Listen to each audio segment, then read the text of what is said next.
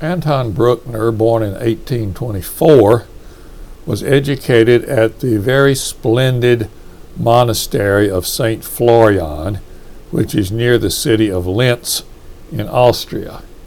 You see here a picture of the splendid main hall of this monastery, which has a ceiling which looks like it's arched, but actually it's perfectly flat. It was painted as an optical illusion.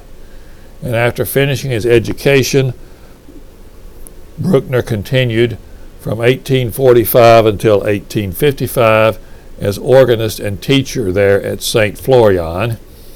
And this is a picture of the very splendid and ornately decorated organ that's in the chapel at the St. Florian Monastery.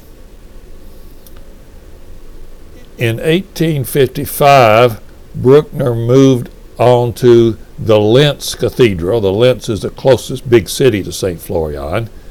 And then in 1868, for the rest of his life, he lived and worked in Vienna.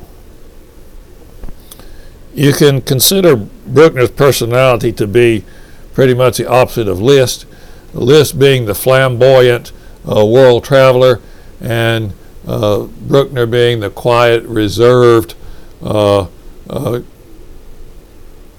rural in his mannerisms composer. As far as his compositions, he wrote 9 symphonies and Catholic church music. His symphonies were influenced by the orchestral style of Wagner. Wagner wrote, of course, operas, but Bruckner used his orchestral style in his symphonies. And most of his symphonies begin with soft tremolo strings, which is the way that Beethoven's 9th Symphony begins. Before he died, Bruckner requested to be buried under the organ at St. Florian, and his wish was granted. The organ is in the back of the church, so when somebody walks through the vestibule into the church, they pass under the organ.